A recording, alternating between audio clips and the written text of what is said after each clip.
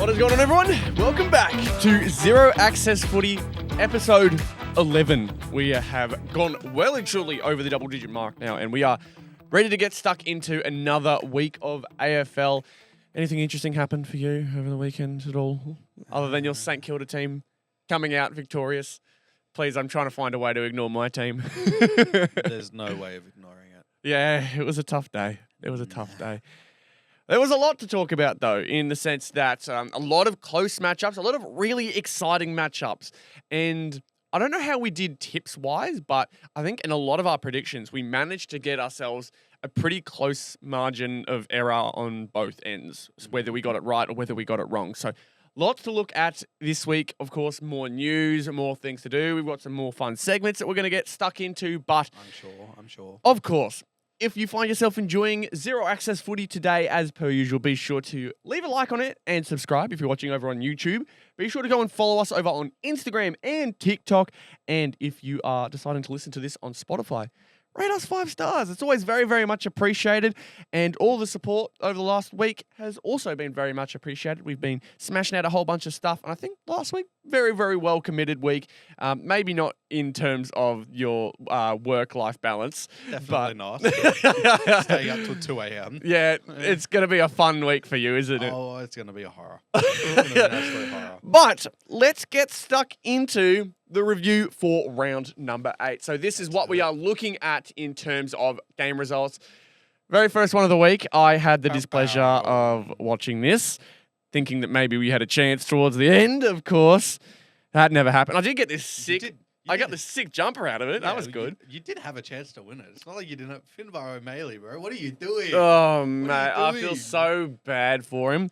Finbar, I think, had a lot of really exciting moments. You could tell he was so nervous. Yeah. He was so nervous because he couldn't kick properly to save his life.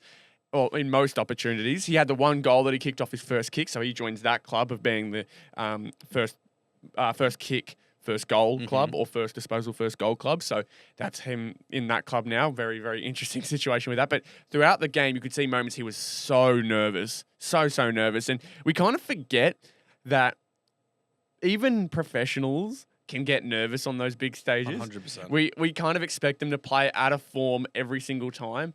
And especially these number one players, right? We talked about Jed Bussinger the week before and how good and solid he looked. But he also had his moments. Yeah. And Finbar definitely had his moments. Most notably, the kick, not after the siren, but close towards the end of the game, was definitely unfortunate.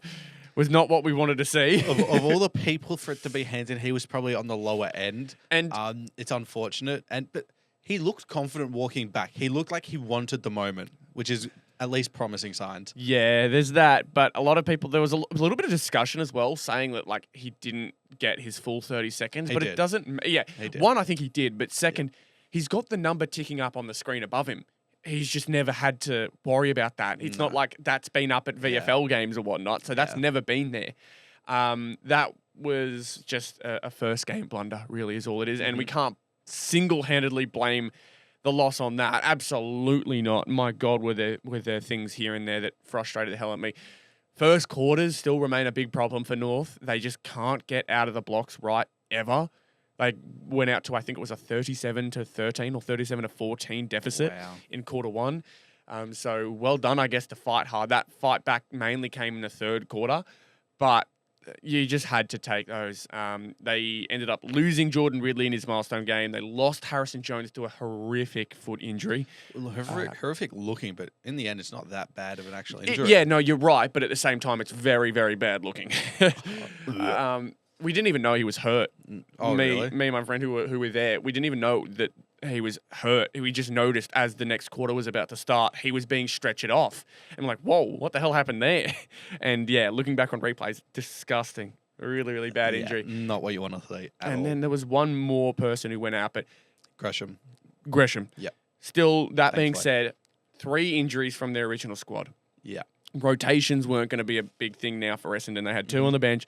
That was the game they needed to pick off, and Zach Merritt ate them alive. That really, really frustrated me that we couldn't find a tag or something to do with him, like a way to take him out of the game, because every other player from Essendon seemed to have a bad case of the fumbles. They were starting to let the pressure get to them, except Merritt.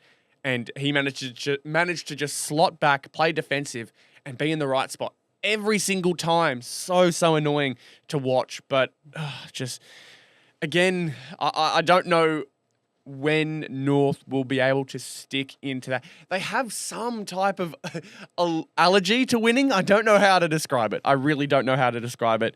I feel like I've never seen something this bad from any club. Usually you've got excuses for stuff like this, like internal problems with the club. When you've been so shit for 5.5 years, your team has lost its way to win. It just doesn't know how to. And on Thursday night, you showed that you just don't know how to win.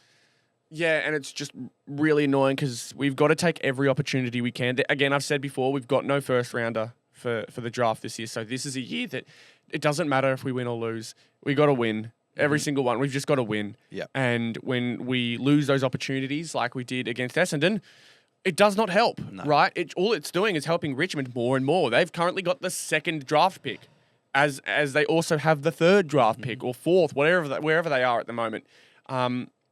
They have fleeced us with the way it's looking so far, and it frustrates me to all hell because we could have not done that.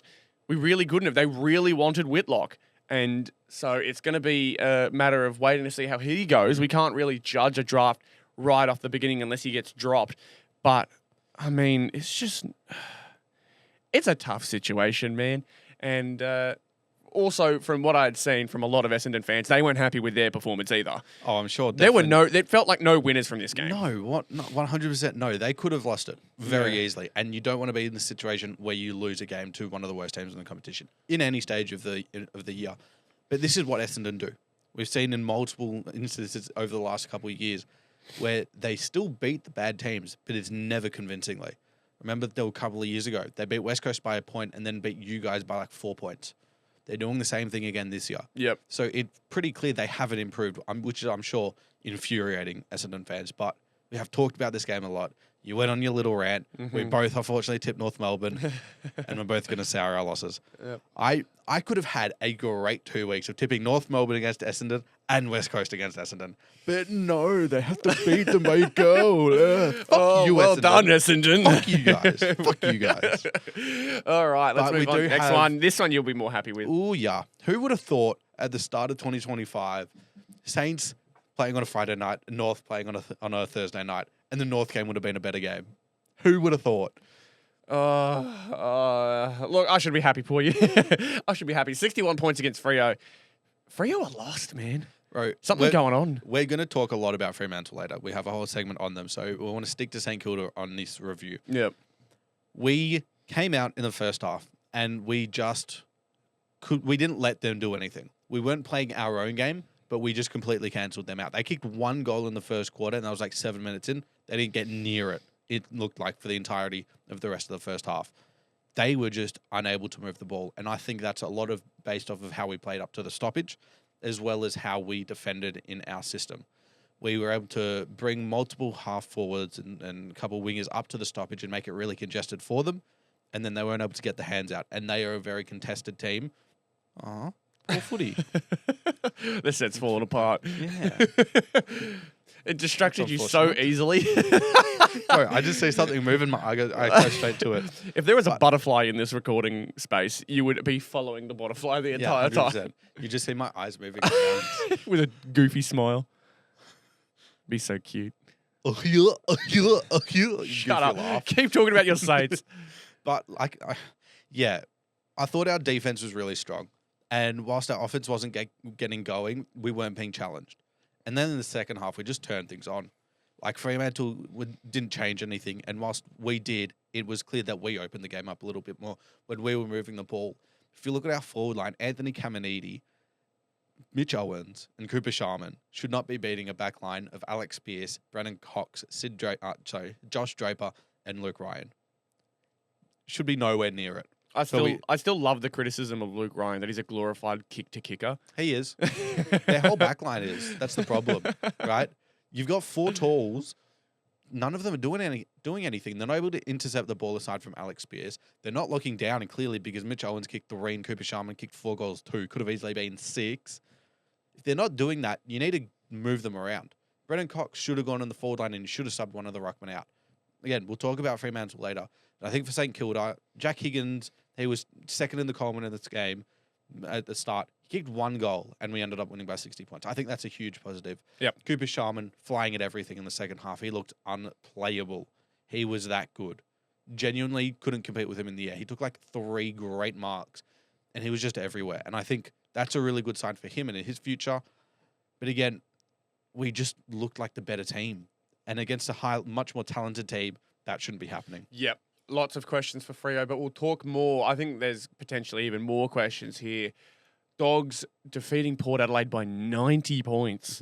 Mm-hmm. If we were doing our power rankings again, Dogs could be pushing number 1. Number 1 is crazy. You could maybe argue top 4. Maybe. I think they could but be because like Treloar's back, Bont obviously is now a bit more in. All the other players who got their start and now starting to mesh with each other. Fraser's slotted in really well with the others. They've now got the flexibility to the point where you can have Bont playing 50% forward. You can have Treloar playing 50% on the wing or up forward. You can have Libin not needing to play 100% in the midfield. Ed Richards has now become arguably their best midfielder. Joel Fraser has become a superstar. Tim English finally woke up. I know. Tim English he well outperformed Jordan Sweet. 100%. Well outperformed 100%. him. And it's been a while, I feel like, since English has been playing at that level. And I wouldn't say it's been terribly consistent, but we've seen a bit more of it than we have last year. Yeah. He had 17 score involvements. 17? I thought it was 15. It's 17. That's the most since Goldstein. Take that, Cornsey! Speaking about score involvements, yeah, watch that. Hey. Sorry, I got a bit rowdy there. Just poetic that the week after he talks about Sheasel not getting involved, 100%. his team lets up the most score involvements by a player. Yeah. Oh, well, it is what it is. But yeah, like Port Adelaide were very disappointing. They've been on a high for a few weeks, yes, but to come out and get battered by 90, you know the win's going to be a factor. They just weren't able to deal with it whatsoever. Like, they just looked really poor. Like, Bulldogs were just sweeping running them over the top of everywhere. them. 100%. Couldn't kick straight in front of goals. Yeah. Like, obviously the wind played a factor that game, but, I mean, the Dogs able to make it work. Maybe used to Ballarat. I couldn't tell you for sure, but those conditions, the Dogs just completely ate Port up. Really, really strange type of game there from Port, and maybe a one-off, but considering they only beat North by 9 points the week before, I'm getting the feeling that we're starting to see what this team's looking like for the rest of the year, and it's just outside the 8 for me for Port now. The problem is, it's like they need a reason to perform well. We were talking about the Hawthorn game, which is where they started up, and then they were able to carry that into the Sydney game. And then they had the Willie Rioli stuff as well that, you know, they wanted to get around him, right? If that's not there, and like the North Melbourne game as well, all the Jason Horne-Francis stuff, if they don't have that, they're not looking like a good team whatsoever. And they're not going to have that every week.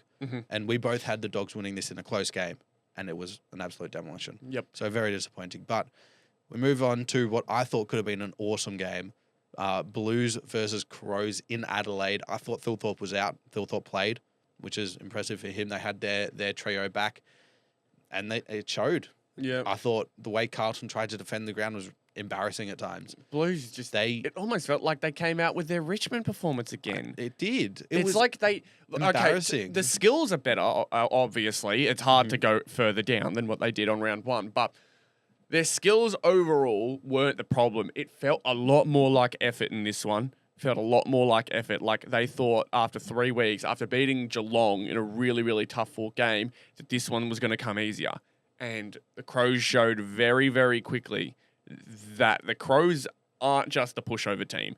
Despite the tough losses as of recent, they are not a pushover team. And I think the Blues thought that off a 3 in a row and a really, really impressive win, they were good.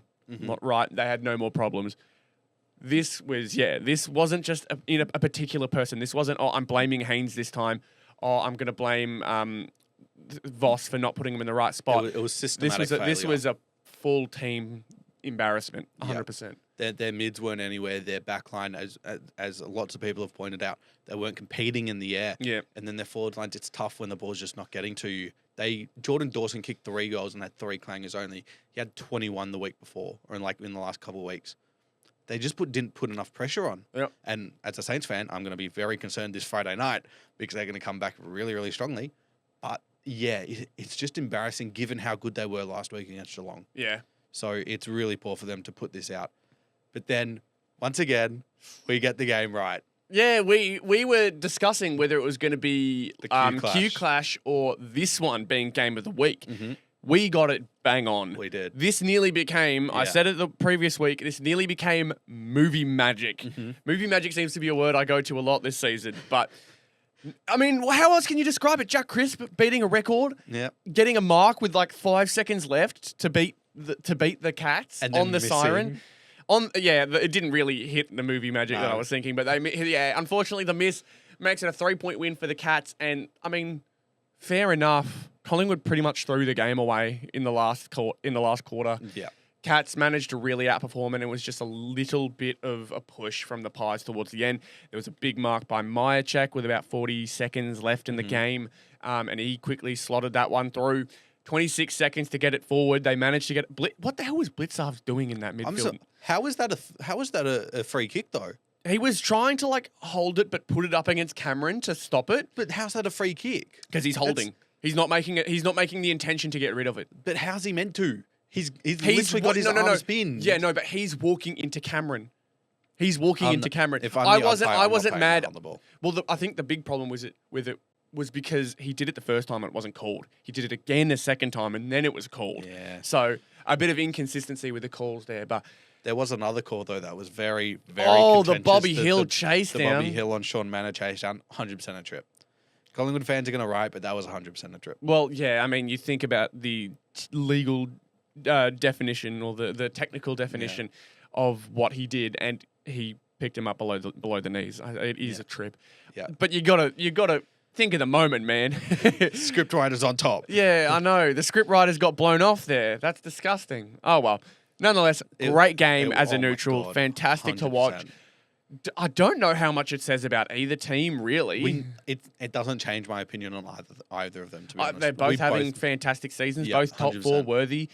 September preview, potentially. We'll see how it turns out. But that was a fantastic game.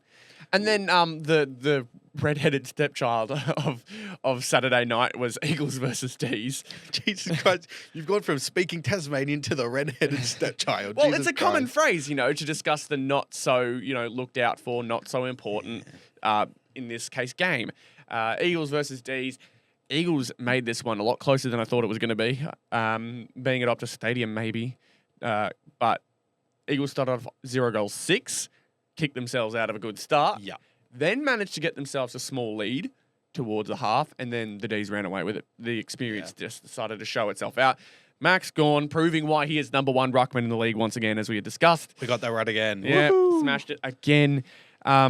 It's going to be a tough season for the Eagles. They're going to see a lot of this. Positive signs, Ryan Marich seems to really be making himself a staple in that back line, which I did not expect his career to see. I didn't see that turn happening, but he's finding himself a spot in this team, which is fantastic for him. He's doing what Mark Blitzarves has been doing. Like, can play forward if he needs to. Has been played as a second ruck at times. Played on the wing last year and is now playing as a key defender. He looks to have locked it down now, which is really good for his career. I think if you're looking at Luke Ryan type player, he's a bit bigger than him, but I think he could sort of develop into that play. He's taking a lot of kick-ins. He is. And he was more quiet with his kick this week than in prior weeks because he turned the ball over a lot. Yeah. I think he had like 30% of his kick-ins go into goals for the other team. Fantastic. So it's really poor. But we both had Eagles winning this, and I'm really disappointed that they didn't win. I've got too much faith in these teams to come back and bounce back and win. Yeah. I think we took the scenario too much into facts. Optus Stadium, they can fight. They have their moments. When realistically, the Demons' experience is still there. That Max Gawn game, my God, 30-plus disposals. Disposals for our ruckman. Ridiculous amount of hit-outs as well. I think it was 47 or something. Really rough start for Gawn for the season. He's lost some key matchups if he wants to win All Australian. He lost the Sherry matchup when they played them. But, I mean, when you're looking at individual performances throughout the season, this one gets you recognised pretty hard, pretty well. We'll move on to the Battle of the Bridge, and this one was just Swans all the way. Yeah, well, they started off kicking the first 5 goals of the game, and that's exactly what they needed to. Oh my God, did they? Giants have been known as a first quarter team so far this season, so to beat them so convincingly in the first quarter sets them up very well. Last year, they were never good at the start of the first quarter. They always struggled in first quarters. Hopefully, this can now be a turning point to where they can say, if we start really well, we can trust our backline to be able to hold up and give ourselves a chance to win every game. Because you look at Warner, you look at Heaney, they are game breakers. So if they do start coming back, you know you can win a game off of their boot. And you saw that again in this first quarter. I think they had 20 touches and a goal combined. That's outrageous stuff from two players. If you get that most weeks, you're going to give yourself a chance to win. If you look at their backline, they were able to hold Hogan really, really well. McCartan did a fantastic job on him. And I thought Cadman was really good. But again, he just wasn't getting in the right positions to be able to really kick a bag and be able to get GWS back in this game. I think what also hurt the Giants a lot is they were relying on different players to be the ones to bring to get the ball inside 50 this week. There was no Josh Kelly and there was no Stephen Cornelio. So obviously it's not the entire midfield. They still had Callahan, Gillingham, Tom Green would have been in there as well. Of course, a few other players like Lockie Whitfield could have found his chances. But I realised in the first half that the Swans were allowing like the first game players to try and make the big decisions or the early and younger experienced players. So I think there was a first gamer. I can't remember his name off the top of my head. I think it was McMullen or something like that. Yeah, Toby McMullen. Yeah, I think he found himself trying to find targets, and he did. To his credit, he made a few good decisions in certain points. But I remember specifically his first one inside 50. He ignored a Tom Green lead up to go long. And in games like that, where you're trying, especially in the first quarter, when they were trying to find some scoreboard pressure from somewhere, you've got to take what you can. 100%. And I think playing smart in that situation needed to occur. Of course, I can't blame him for not making that decision, but it's a very small one, and it kind of showed where the Swans were able to beat them overall on the day, was that the Swans took most of their opportunities to start with, and the Giants just couldn't come back from that. Yeah. It's something that the Giants need to work on is their ball use inside 50. When they get that orange tsunami going and they're able to handball their way up and it's one kick from 60 metres out going into inside 50, they're good at decision making. Yeah. But when they're building up slowly and a team's able to set up their structure behind the ball, I don't think they choose the right option. And they can often be forced into kicking it long, and they're not that great of the forward line to be able to deal with that in a sense. But yeah, it's tough. I think they need to fix something in their system, the GWS, because it's just not working at the moment. We've seen that. Also, a very quick one before we move on to the next game. Very much a fiery clash as well. Loved it. Loved how like all the spot fires coming around in that first half was fantastic. Yeah. And I think what played into a lot of the Swans' dominance in the first half was their mentality was a bit stronger. They realised they were getting over the top of them, and the Giants were just not handling that better. They really got into Sam Taylor. That looked to be one of their plans, was to get into Sam Taylor and try and rock him. But great win for the Swans. They needed this one. We'll move on. Hawks versus Tigers. Hawks How much by is 65. Let's move on. on. Not much to talk about there. Another dour game, though, between Brisbane and Gold Coast. We had a few this week. The big talking point was obviously the first half between St Kilda and Fremantle. This one was just as bad. Yeah. So I'm still very confused as to how I look at the Suns now, because this looked to be their first real test. I mean, you could argue the Adelaide game was. Yeah, we've seen from Adelaide, though, they do have those down patches. This is the proper contender that you just want to go out and prove that you are there. Probably your biggest rival in that sense, and the team that obviously has just come off a premiership. This was the game you needed. And look, it's not an embarrassing loss. It's not a game that makes you reconsider whether they're even a finals team. But you would have liked them to take it. You would have liked them. Only 49 on the day. Obviously, the conditions probably played a part into that. But, yeah, just another disappointing result from a team that I think we all, as neutrals of this game, if you weren't a Suns or a Lions fan, you just wanted to see them take it to make him go, okay, finally, these guys, they're legit. They're a finals team. Yeah. Maybe you can still say that right now, but I don't feel confident just yet. I feel like there's definitely going to be an opportunity where, I mean, we saw it with the Richmond loss, an opportunity where they show signs that they are not quite there yet, not quite the finals team yet, which they should be. They should be at that point now where we're saying they're a finals team, but I still can't say it. And they sit fourth, but that's early days. They are a game behind most teams, and what the hell? I'm Batman. So I guess that's the cue to move on to the man of the week. Macca's man of the week. All right, who have we got? So a little bit of an interesting one this week. I technically have a tied second. You're going to like number 3. Number 3, as in third or first? My third. Okay, let's hear it. With the Super one Cooper. vote per se. Super Cooper. Callum Wilkie. Okay, very nice. Love so that. he had himself a fantastic game. I mean, holding Fremantle, technically a team with a lot of potential threats with Josh Tracy, Jai Amos, who we'll talk about a bit, I think, when we get to that segment, because I'm not sure how I feel about him, and Shea Bolton, plus all the others around the ground, Sam Switkowski, their midfield, who obviously can get on the scoreboard. Plenty of that. And Wilkie once again does his job. The moment you pointed him out is the more I started to really focus on him. The fact that this week for them being this was the first week he actually got a rest shows you how well he's going to played. Oh yeah, he was the last person to have not had a run on the bench yet. And so there he goes. He had 97% time on ground this week. So disappointing, Callum. Good on you, Callum. Disappointing fantastic on you, Callum. Performance. Fantastic all season so far from him. And once again, just a week that I want to kind of recognise those ones who probably don't get recognised as much. Number 2, though, is going to go to a little bit of a duo. I just found it quite cool that both of them had a fantastic game. The Ashcroft boys. Yeah. Both of them, fantastic games. They have... Levi's been doing a bit more disposal-wise than Will, which has actually surprised me. I thought Will would be the one to kind of get his hands on the ball more often, but... Again, that kind of half-back flanker role seems to be what Levi gets if he's not in the midfield. And that's where he gets his posies, kind of taking up the Dane Zorko role a little bit.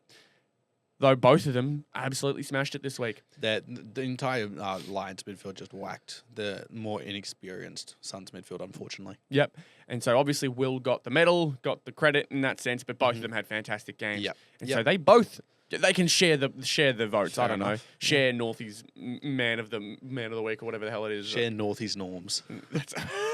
Oh, Jesus, that's disgusting. And then number 1 is Timmy English.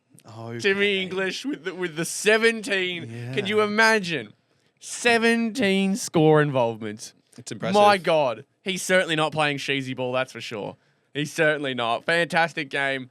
Timmy English playing a major role in a 90-point victory over the Port Adelaide Power. Well done, Timmy. You are well and truly deserving of number 1 man of the week from Macca Northie. Yeah, that was so butchered. I'm good at my stuff, I promise. Hey, Tim English, guess what? Get a fries and chicken nuggets. Yeah. I'm still looking for that sponsorship. Yeah, we're still working on it. We'll get there. Will we? No, let's move on. Well, yeah, we'll move on. And it is Fremantle that we're going to talk about because a lot has already been made, but there is still a lot to talk about. I don't know why Corey Wagner is the photo to be used when there are a lot of players who had much more expectations laid on them and they are not performing. Yeah, sorry, Corey. You look at Caleb Serong and Andy Brayshaw, they are the 2 drivers of Fremantle, the 2 bulls in the midfield. They were very good before this game, but they got torched by Jack Steele and Hugo Garcia. That's wild. I know how you as a Saints fan has been talking about Jack Steele too, so the fact that you are using Jack Steele as a player to discuss how bad Fremantle was is hilarious. It's disappointing, and it's more than just the players not getting it done. It's the system that they're playing in, right? You look at the ball movement. We could see 3/4 of a game where they're moving the ball beautifully. They're just going. Jordan Clark, Hayden Young, they're all moving the ball. They're able to intercept marked with the likes of Cox and Draper, Pearce and Ryan. They're all getting involved off of the halfback chain and they're driving the ball forward. Then you also see weeks exactly like this where they don't do that and they just chip it around the back. They have a couple of turnovers and the team gets some chances and they take it and they just go into their shells. They're not able to drive the ball anymore. They're not able to take those risky kicks. And when they do, they always turn them over. Yeah. I want to quickly point out, because one thing that's probably important to mention, because one of those players you mentioned before, Hayden Young, actually went off. He did. I don't think I mentioned Hayden Young. I mentioned him off half-back, not as part of the midfield. But my question is, right, we know how important Hayden Young is to especially advancing the ball up the ground, right? You mentioned how they were kicking it around, playing really, really passive, right? And how in that first half, the Saints hadn't really pushed off. They had their opportunities to break away, but they didn't do so till the second half. Mm-hmm. Do you think Freo in this game were just so ready to rely on Hayden that once he went out, they lost their game plan and they didn't know what to do? His game used to be that, where he was one of those players that they rely on to be able to get the ball and drive it from the halfback. He's changed his role. He is now that forward half damaging midfielder, and he at times gets isolated in the forward 50, and he is a very good player at able to winning one-on-one contests, using that skill that he learned off halfback to be able to win them in the forward half. He is no longer the one who is coming around the back of the stoppage. He is the one driving through it, right? It's no longer his game. And that it could be an issue, right? It could be to the point where they still need him to do that. But if you look at the likes of not having Walters there, not having Fife there, they don't have some forward half players to be able to win one-on-one contests. They need him there. Doesn't matter if he's there or not if they're not driving the ball from the halfback flanks. So you look at the likes of Jordan Clark, he needs to do better. Luke Ryan, he needs to do better. It's a lot of that. But another thing I want to talk about, which I am really strongly passionate about, is the fact of the two ruck situations. This is their first game they've played together this year. They played only a few last year. And to put it simply, it doesn't work. It does not work. I have been a strong proponent of the fact that the two ruck system does not work if they're the same kind of player. And you look at the likes of Ryder and Marshall when they played together. You look at the likes of Gordon and Jackson when they played together. It worked for a certain reason. They were both able to impact the ball in the front half of the ground. You look at Gordon when he needed to rest forward. He was always able to dominate in the forward 50 and take heaps of contested marks and kick goals, right? Mm-hmm. That was a huge reason as to why they were so good in 2021. You look at why they beat the Bulldogs. Jackson was able to go in the ruck, and Gordon was a huge player that they needed to try stop the Bulldogs. They weren't able to, and the mids were able to get out of the front of the stoppage. You look at Jackson and Darcy, they're both best in the middle of the ground, but Jackson's not a threat in front of goals, and neither is Darcy.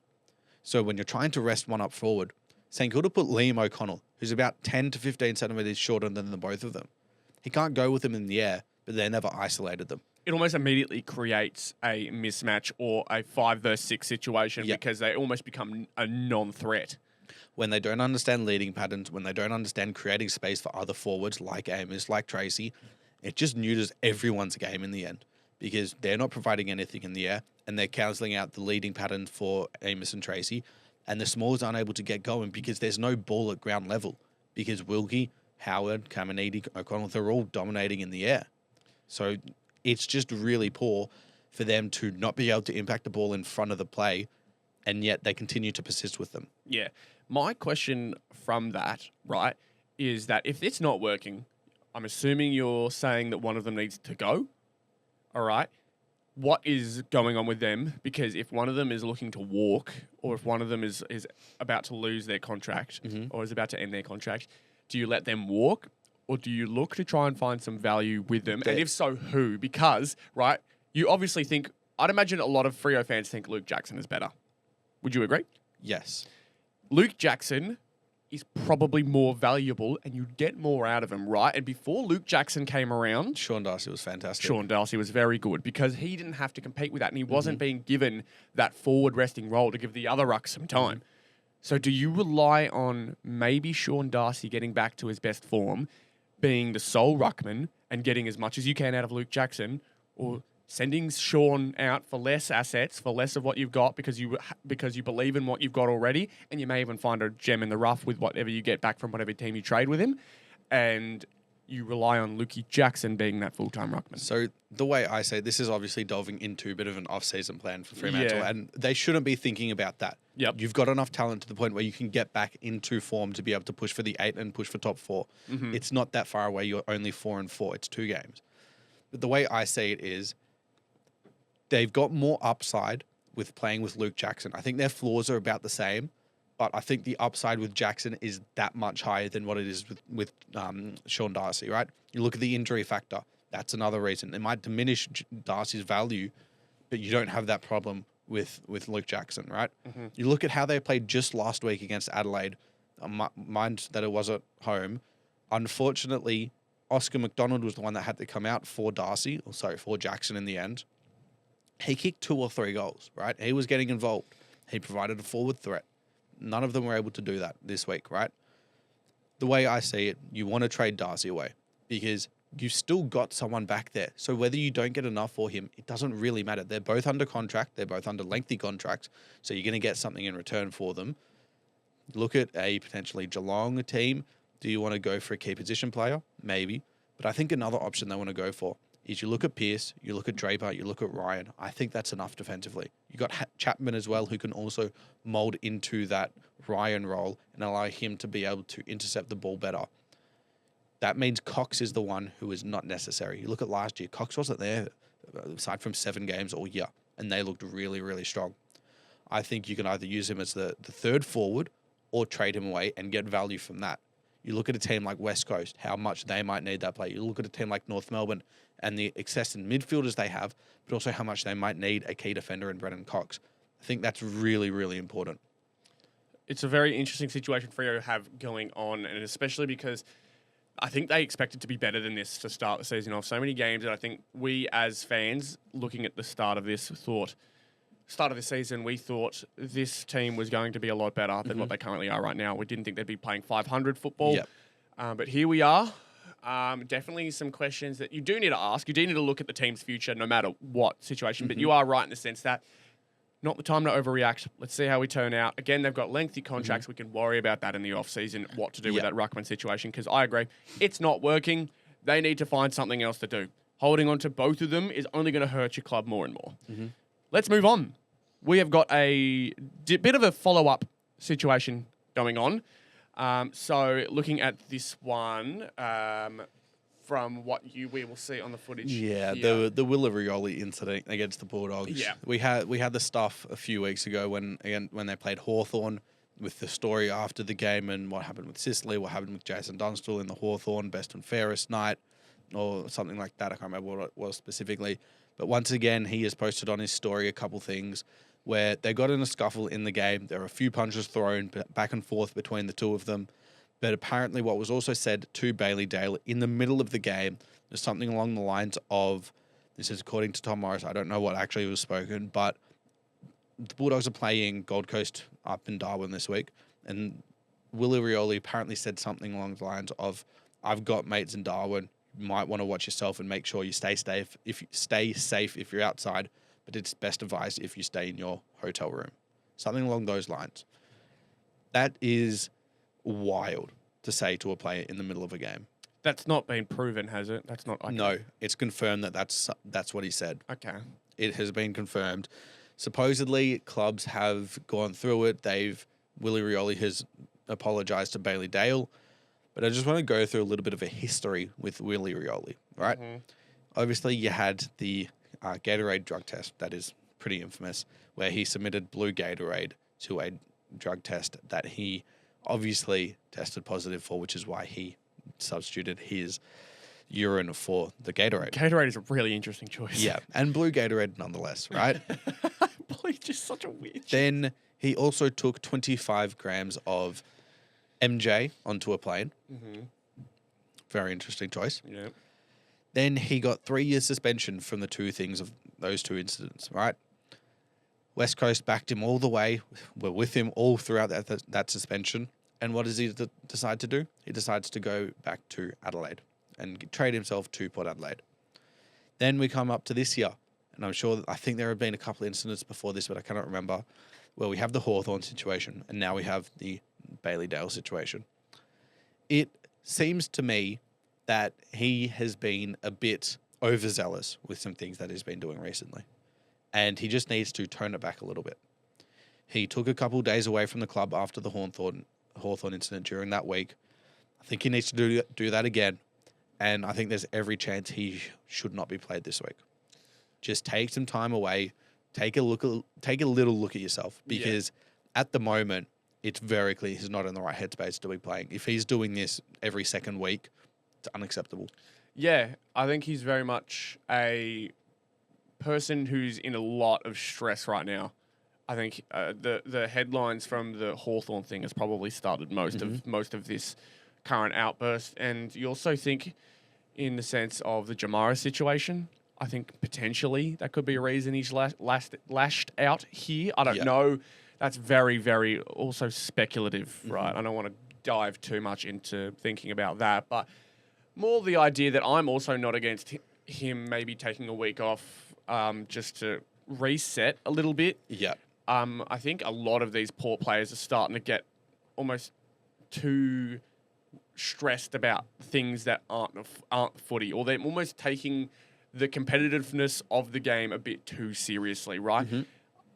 You can argue that North against Port were taking it personally. You can definitely argue that, but that doesn't mean as a club the next week you're also taking every single game now as a personal thing, right? At the end of the day, people are looking for any competitive edge out in the field, and it's very tough in the moment to stay within the competitive boundaries of the game.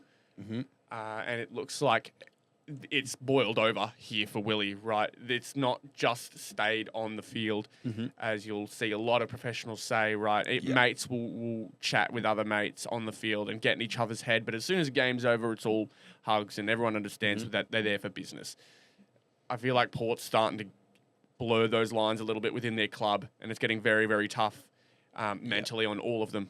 I'd imagine that the ones you don't hear about are still also taking it a bit to heart. Sure. It doesn't just affect the players involved. It seeps through to every aspect of the club. Every aspect of the club, because they're all talking about it. They're all trying to help him out and keep him on the right road, and it becomes a talking point within your club. As I mentioned before, that they're trying to get that edge for every single game. You can't do that. That's not sustainable whatsoever. This Instagram stories is just, it's almost pointless. It's almost no point in doing it outside of just ruining your own headspace, right? That's what social media does. It's what social media is very well known for. So, for Willie's sake, I hope he can play next week and understand that the fans of Port Adelaide love him. They're going to back him, and they're going to do whatever they can to make sure that he remains happy. I mean, he chose to come to Port Adelaide. Is clearly a reason he wants to play for Port Adelaide. He wears this club on his chest, on his arm. He plays with a certain amount of spice now that he really wants to come in every single week and put himself over the line to the point that he plays with that anger that I think he works best with. But yeah, it's starting to bubble over a little bit. And so maybe reeling it back, maybe a week off. I couldn't tell you for sure what's going to help him out. I don't know him personally. So we'll see how it turns out. I just know that this isn't great. This isn't a great look for not just him, but Port Adelaide in general. Okay, fair enough. But guess what? It's time. No it's way. Time. It's time. It's time. Well, yeah, there is that. You wanted to go to your Behm tribunal. We just Tassie hired a couple people, a couple of list managers. Doesn't matter. We just skimmed over the photo. Do we want to look at the photo again? No. No? Why don't you want to look at the photo? I look like Saddam Hussein. That's why I don't want to look at it. I'm sorry. I'm torturing Rhys. And I guess, Tassie news. Yeah, Tassie news. No one cares. Speaking Derek Tasmanian. Derek Hine is learning Tasmanian this week. Crazy. We found out. Congratulations. Oh, well, doesn't matter. You just really want to get on tribunal task. No, do not make a theme song for your tribunal task. I'm in the process of making one song. I can do another. Don't you worry. But yes, the first incident is the Behl Allen hit on Jack Viney. It has been graded as careless conduct, medium impact, and high contact. I'm very interested in this one because I don't know if we see the replays in this clip. However, there is actually very, very little actual high contact. His arm hits his shoulder, brushes his face, and then comes over his head. There is very, very, very little high contact with this one, and I think Viney puts it on. You can see right at the end. Look, he looks at the umpire. Look. He's like, "Did I get the 50?" He looks at the umpire. Okay. Maybe. You clearly I don't know. It's hard to properly tell. The way I see it is I don't think there was enough contact to be able to... The free kick, yes, but for a 2-week suspension, I don't think it's enough. I think he's trying to make a spoil. First game, he gets pretty close to hitting the ball. He does hit his shoulder first as well, which is not being talked about. I think this is low impact and high contact, yes, but it could also be graded as body contact because that's initially where the contact was. Yeah. I think it's just poorly executed because if you look at that replay, he's not looking at the ball as it comes through. No, correct. So he's looking at him and he's putting an arm out. So this is just, again, it's another one of those situations where you've put the risk of not looking at the ball. You're clearly the one who needs to, who has the duty of care here. He's obviously very apologetic, but it's just very... It was a bad decision. Very bad decision. Yeah. Could be inexperience. Inexperience in footy seems to be a theme of this episode. But yeah, Beau Allen, first game? First game. So very unfortunate in his first game. Hopefully for him, a good story down the line. Maybe talking 300 games down the line. I remember my first game, I got suspended. For doing something really stupid. Yes, well, he's a bit of a idiot, but you know...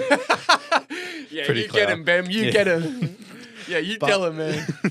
But the other one that is very interesting is the Lewis Melican hit on Toby Bedford. And I actually don't have the grading for it. So give me 1 second if you want to talk about it. But I think when we were talking about this one beforehand, it has a lot of similarities to the Scrimshaw and the...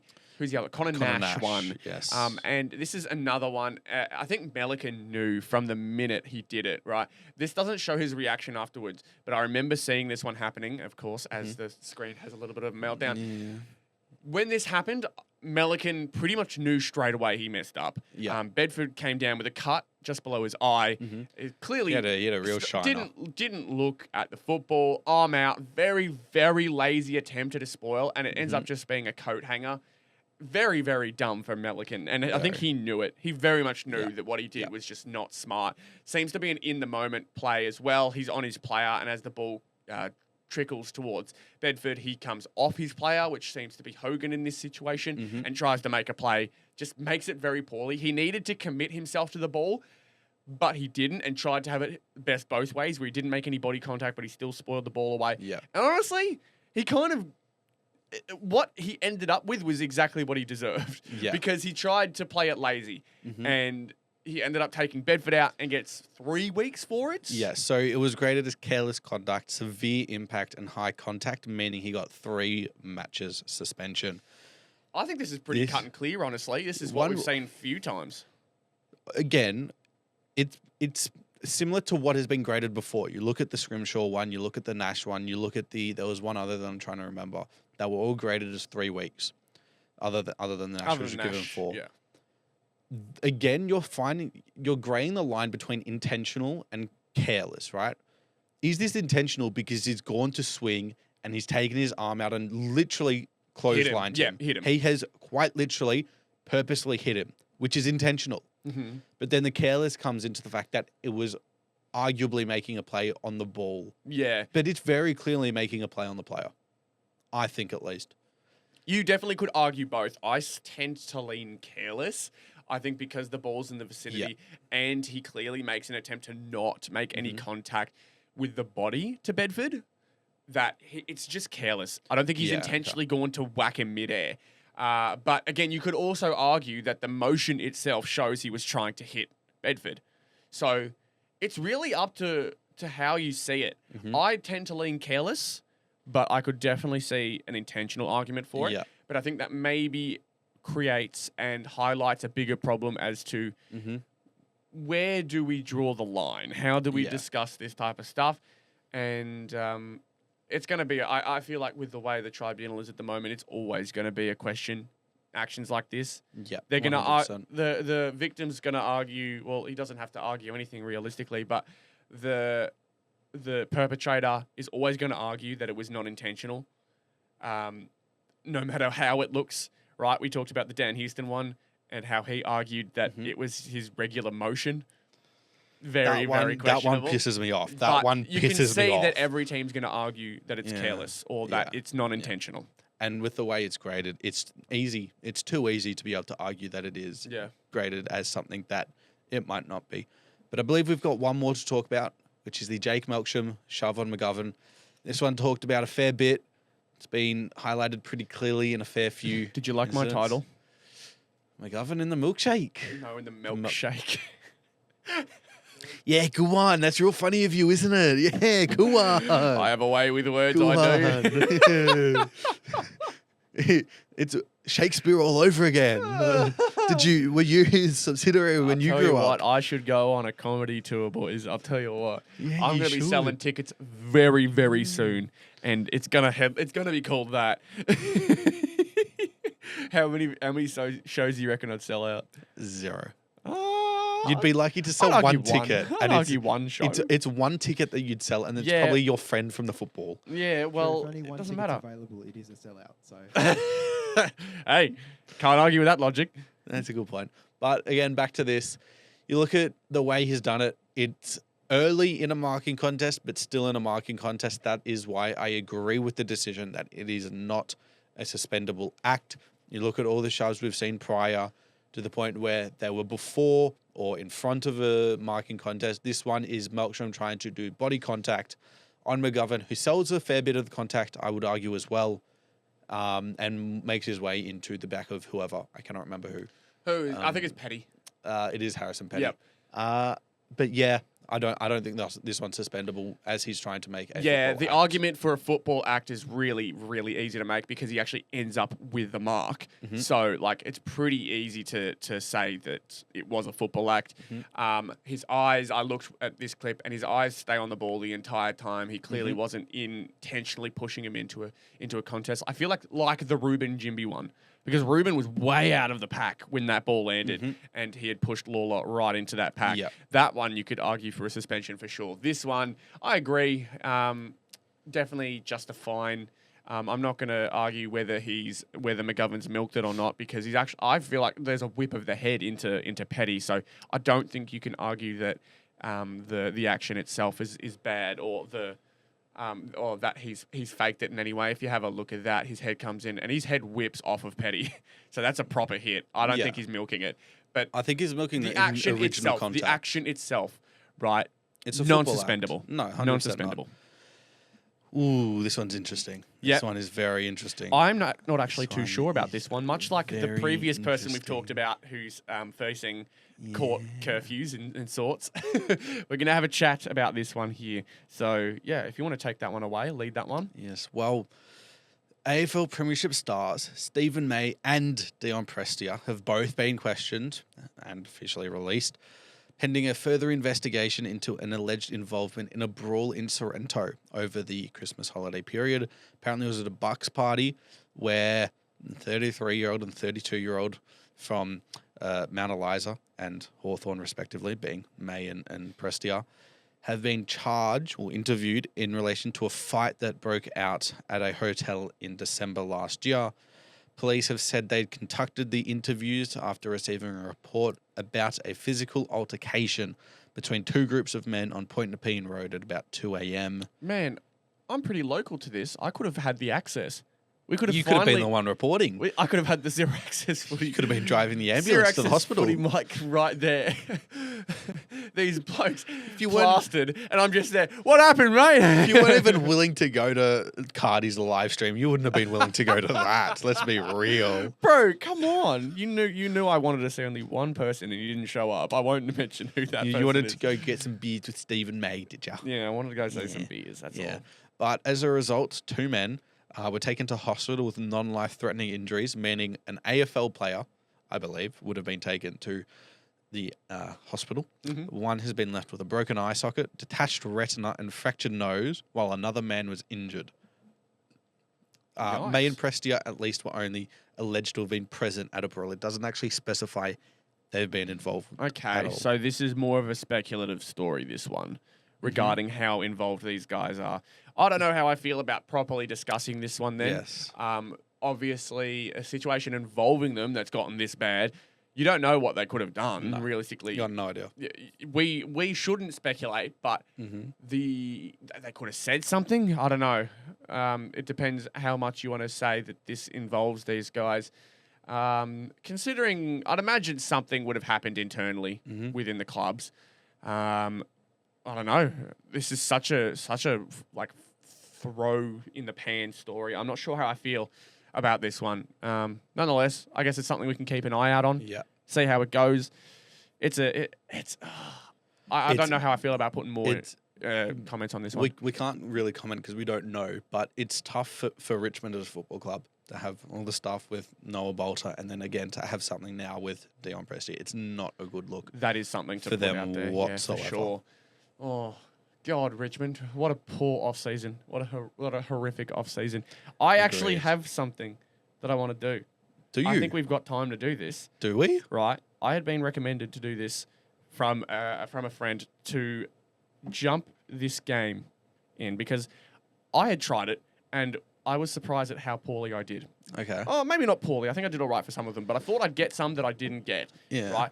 They're theme songs that are AFL club theme songs, but they sound a little different. Right. And I'm really Okay. interested to see how you'll go with this. So Yeah. I am going to get this one up and we'll see how it turns out. Fingers crossed, everything goes all right, but it is a playlist of all 18 teams. Yeah. Eventually, you'll be able to deduce teams based off of subject, Who's not like there, elimination yeah. and things like that. But I'll start off with what I think is an easy one. I want to see how you go. Whether this makes the final cut, I don't know, but we'll see how this turns out. Your entire career on Zero Access Footy is riding on this segment. Thank you for the photo. This is great. This is perfect. Sorry, Swerve Media. This is perfect. Lovely. All right. So we're going to go song number 1. Yeah. Let me know how this goes for you. Okay. All right. Who do you think this team is? Collingwood. Yeah, pretty easy, right? I told you. Yeah. Start off Producer pretty Ethan easy. would even know that one. Yeah, really. I don't know which one is one of the more harder ones. We'll try this one. Sydney. Lovely. Yeah, I could hear. So a little bit harder that one. Let's go to a one that's got day and by night. Hey, I can practice my singing skills. Yeah, good. Oh, God, do not reference that. What about this one? Have a go with this. Yeah. Port Adelaide. Nice. I Yeah. struggled with that one. Yeah. I really struggled with that one. We got the power to win. Let's go The power to this one. Oh, this is the new West Coast one, isn't it? Wow! This I is the can't new believe West you Coast got that one. The drums? Yeah. That's what got me. I'm like, who Oh. the hell is this? When it first came out, I'm like, this is a really cool song. But then I realized it's their actual theme song. Oh my God. And I'm like, this is dog shit for what it is. So, That got yeah, me it's ingrained in my memory. Because, yeah, I hadn't heard the new song yet. I'm goated So, at this, bro. very, very good. Well done. Let's do this one. That's super easy. Sons of Yeah, the West. Yeah. I feel like Red, when I know, white, you and know. blue. Yeah. Yeah. Pretty easy. We come out Let's snarling. try. Oh, no, that one was kind of easy when I did it. This one.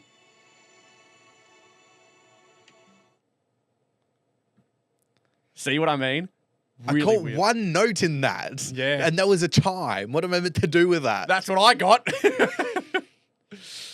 Okay, let's think who it's not. Yeah. I don't think it's Fremantle. I don't think that would be any Victorian team. It doesn't sound like GWS. Could it be maybe Gold Coast? It is not Gold Coast. I'll give you another listen. I'll play it a little bit longer. I'll play it past the initial chimes.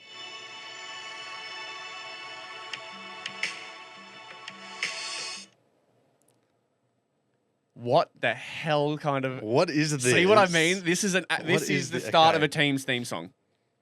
Is this Fremantle? That's Fremantle. Okay, yeah. I don't know I'm like- how you got Fremantle in to your be second go. to be fair, all I heard in that first one was a chime. I Yeah. cannot make a statement on a chime. Yeah. So- but that's the same amount that I'd shown from the other ones as well. No, but it's not just a chime in the other one. Yeah, I know, right? I know. You I got know. your instrumentals leading up into the song, right? Yeah. That was literally just a chime. I couldn't do anything with that one. All right, let's try this one. I'll do maybe 2 or 3 more. Okay. Oh. Well, that's not terribly difficult, is it? All right, we'll move past that Oh, one. there's a big, big sound. No, it's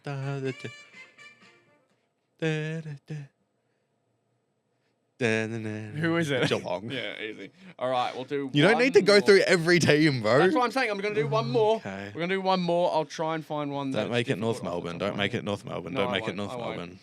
I'm I'm gonna. okay. Can I guess it right now without you even playing? Go. Richmond. No. Oh, okay. Damn, that would have been so good.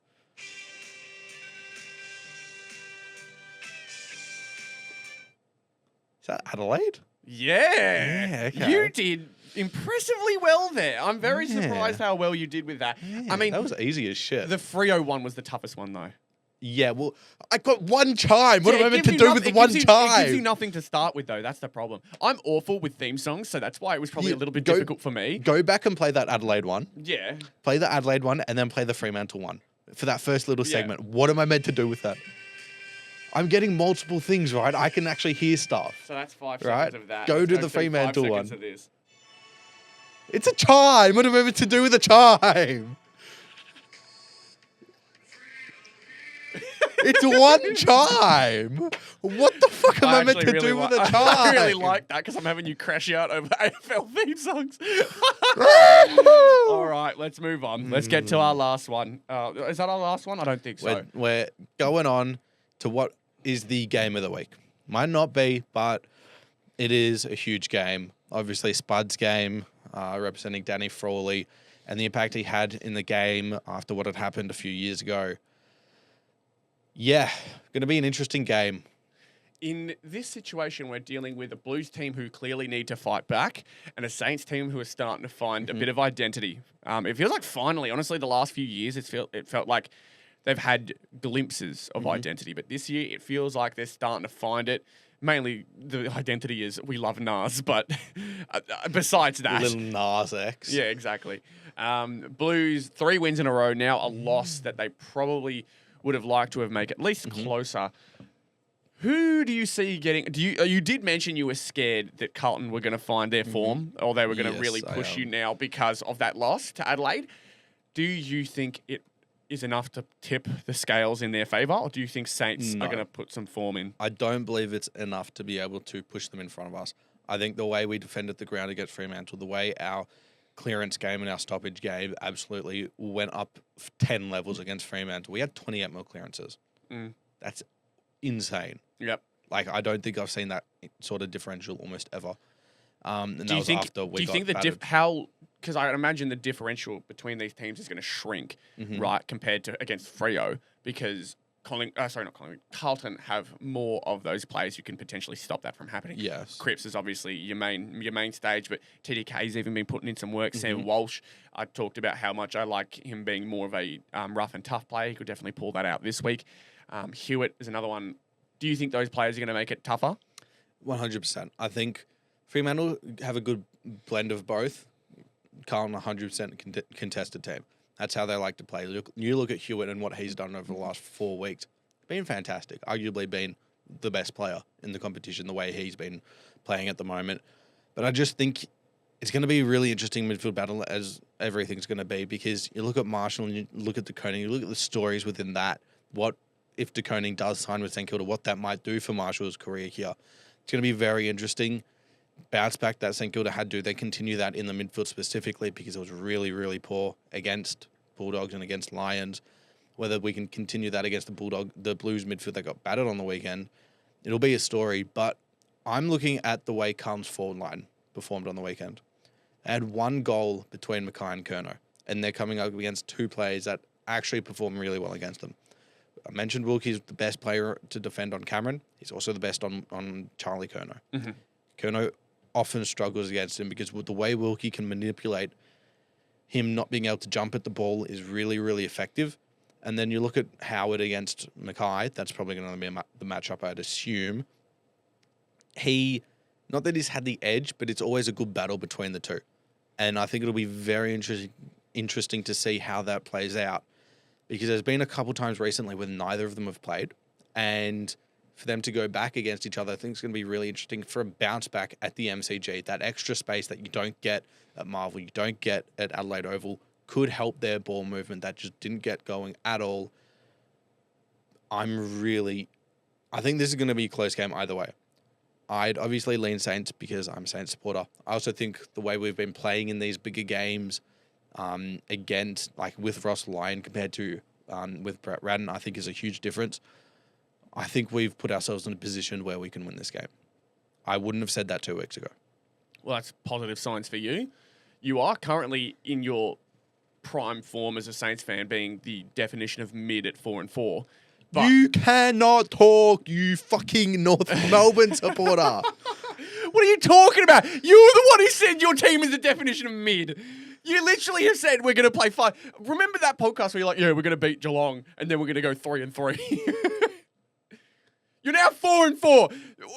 What are you trying to argue against? You're smiling because you know I'm right. You know your team is the definition of mid. It doesn't matter that I've said it. I can say that my team is the definition of awful, right? You're going to agree with that, aren't you?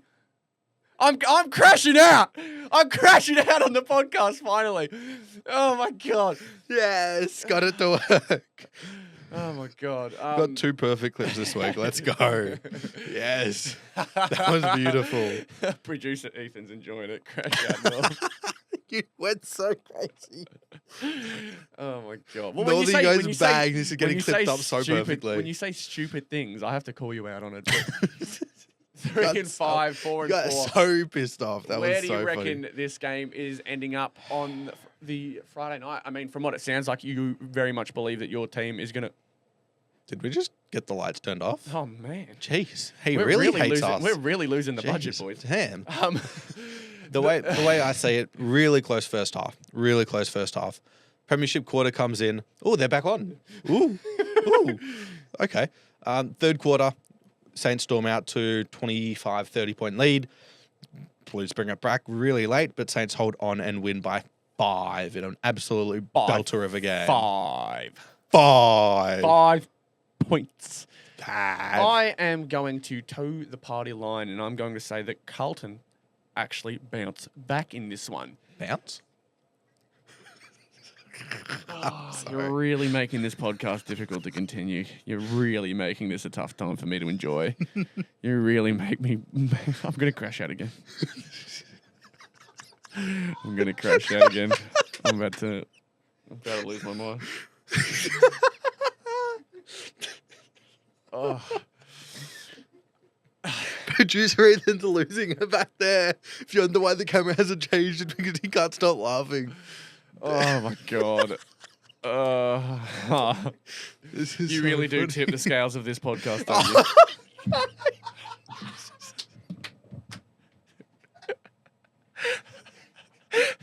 I love Crash Out Macca. All right. I can't do this. I can't do it. Oh, man. Okay, so I think Blues are going to win this by a goal. I think they're going to win this by a goal. Yeah. I'm so sorry, guys. I think... I'm so sorry. Despite... Honestly, this pick is just out of spite for you, honestly. Fair enough. This pick is out of... Yeah, you know what? Carlton by 60. Okay, I'll make that bet. Carlton by 60, I'll pay you $10. Oh, hell yeah. You suck.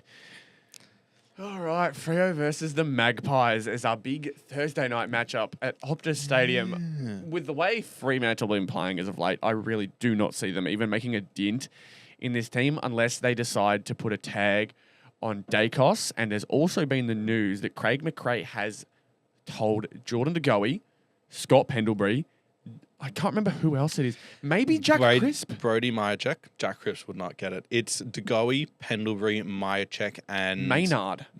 Yeah, yep, so there's a few that are getting a bit of a rest for this one, which is a very, very interesting decision from Craig McRae off a loss. Agreed. Against the Fremantle team that, when they realistically played their best football, are absolutely a threat. So I'm very surprised by the decision, but it means that the players like the Dacos boys, Crisp... you look in your back line now, you're going to have to really, really hope that those guys step up. So the likes of Howe, who I think is going to come back in. You've got Isaac Quainer, who's going to need to play and really step up. Ned Long is going to need to play, once again, a big role. Yeah. This is a very, very interesting matchup, not even from the matchup alone, just the choices made in the lead-up already have made this one a very interesting decision. I think... I obviously have no idea. I don't have that many sources, but I do have some. I think this is actually a secret way of them saying we've got a couple of players that just aren't fit enough at the moment to play. You look at De Goey, I don't think he's fit enough to play. You look at Pendlebury, that one's probably a rest, fair enough. But you look at Maynard, I think that one is very interesting, given his contract talks as well. You look at the inside stories to that. Maybe there's something going on there. Who knows? Please come to North. We need any backline support, please. You got Jackson Archer. That's plenty. He's the Maynard of the future. Yeah, but if he's not hurt, poor bugger, he can't get a game healthy. Yeah, it's a bit disappointing. But and then when he's healthy, he gets done for 3 weeks for tripping. Poor bugger's not had any luck. Yeah, this is going to be a bounce back game for Fremantle. Don't say it. I think the way they have been talking about it as of late in the media, I think the players are going to bounce back. They're going to stop saying it. Please stop saying it. There's going to be a proper rebound this week. The way that their midfield's going to have to respond, the way that they might make a couple changes in their team that I'd be really hoping for. Get smaller, get quicker, get more creative with the ball use off of the back. I really want to see it. And I think this is the week they respond and actually get the win, given the Magpies are resting a few. So I'll go Dockers by 1-1. Yeah, I see. I see where you're coming from. Freo have just been really disappointing, honestly. They've been too disappointing for me to... It's Freo at home, though. Yeah, but how much can you rely on that? And how much are Freo relying on that? But again, they're relying on it, but it's there.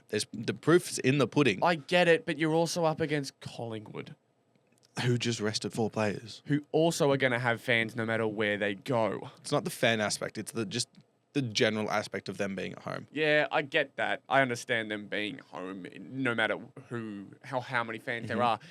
I think the Magpies are still going to take it, but it's going to be close. I think 10 for the Magpies. Fair enough. Don't even talk Saints Blues, gone through that. Yeah. Blues by 60, moving on. D's versus Hawks. Interesting game. Very interesting game. Do you reckon Gawn will still play as well as he has against Lloyd Meek? Yes, but I think he'll be playing. Still think he'll play well. I don't know if the counting stats will be there. I was going to say Hawthorn are going to play smarter than West Coast and Richmond have because those two both fell into their traps way too often to the point where Max played historic games. Hawks aren't going to do that. Hawks are going to know how to play against this team. They've got the personnel to do it too. While Richmond and West Coast both didn't have those personnel. So it's going to be nice to see a bit more of a, I think, controlled ruck matchup for Max. He's going to have to play a lot smarter than he has had. At least he's still been playing smart, but he's going to have to play smarter. This is going to be a really fun overall matchup, though, because D's, they could be effective in the midfield. I think they'll challenge them for 3 quarters, but that's about it. Yeah, I was going to say the threats in the forward line are going to be too much, I reckon.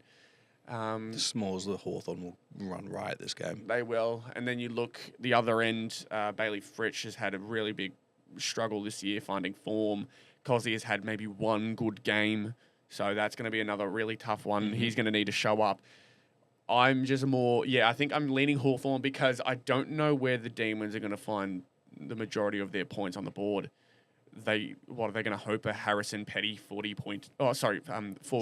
game? Yeah, 4 goal game's going to happen. It's not going to happen. It's just not.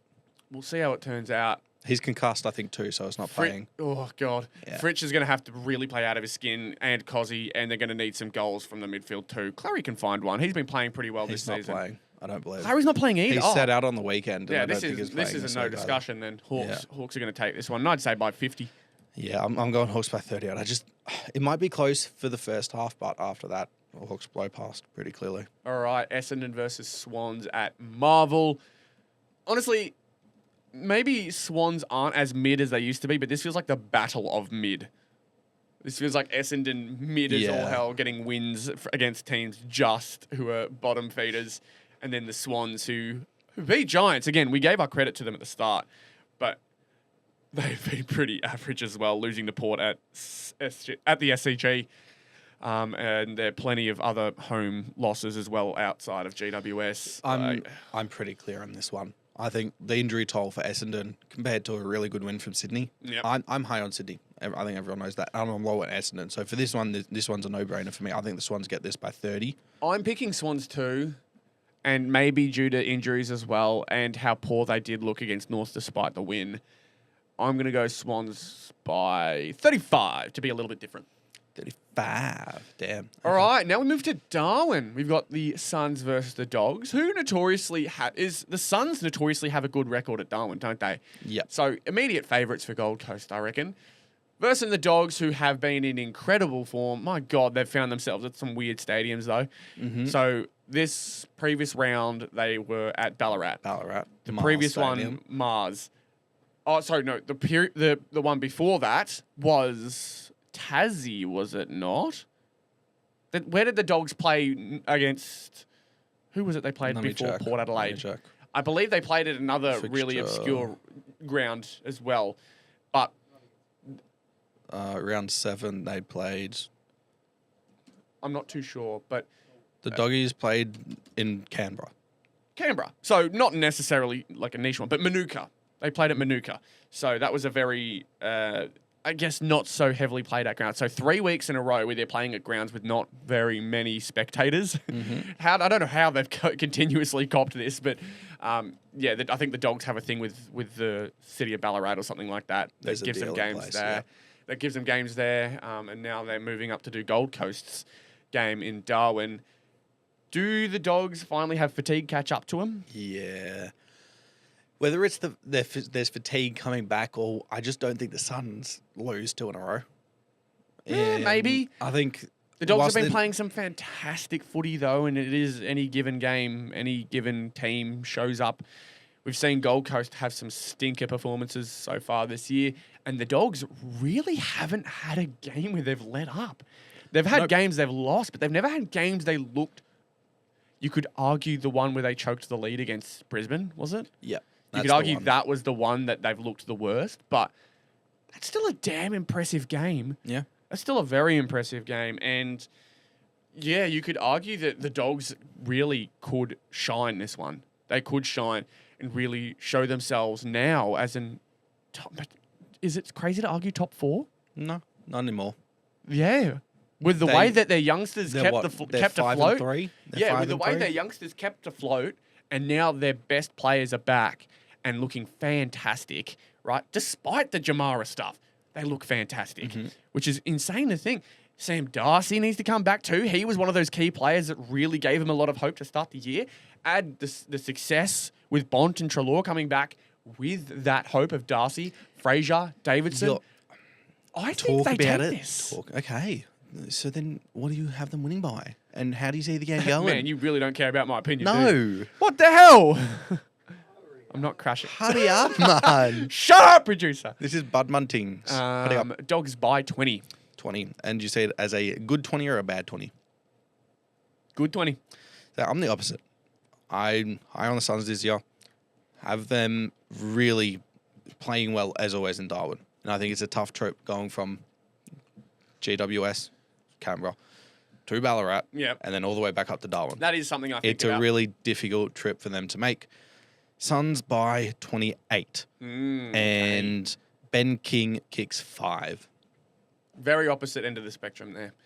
Port versus Crows. We've got the showdown, baby. How are we feeling about this one? I don't know.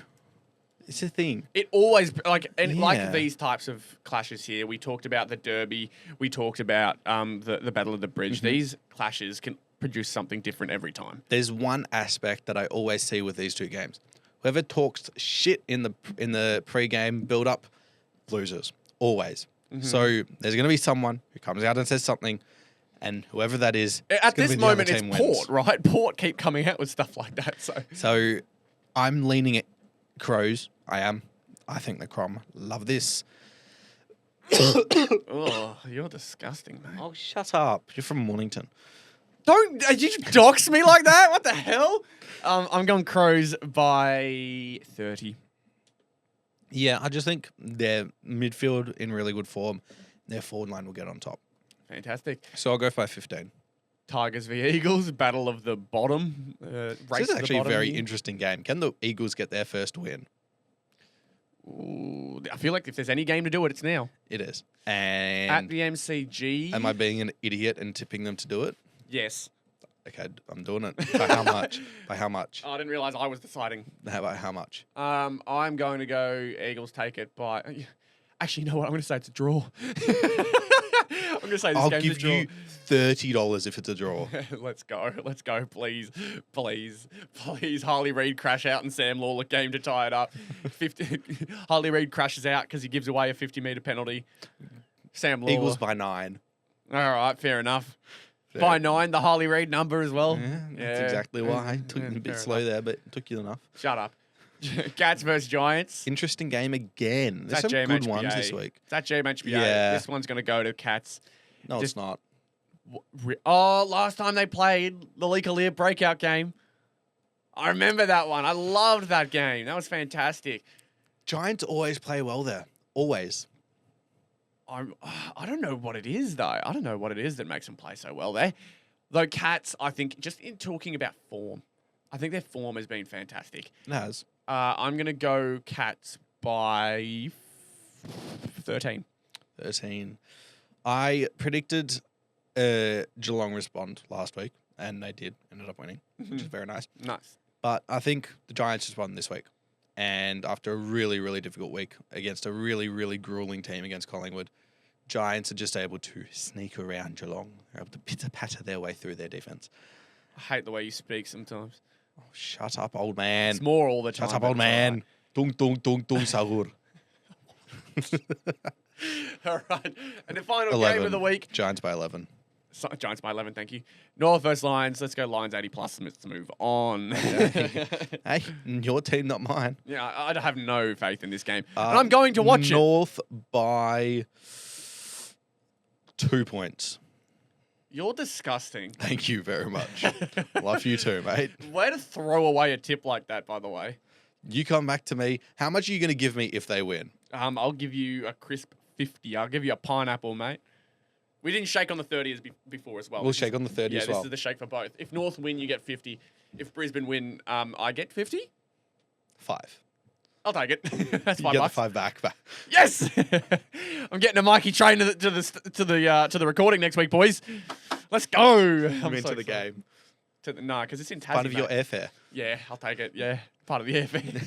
Beautiful. Anyway, what a lovely week this was. What a fantastic What a lovely week. Well, not in some ways. Oh, my God. Forgot that was there.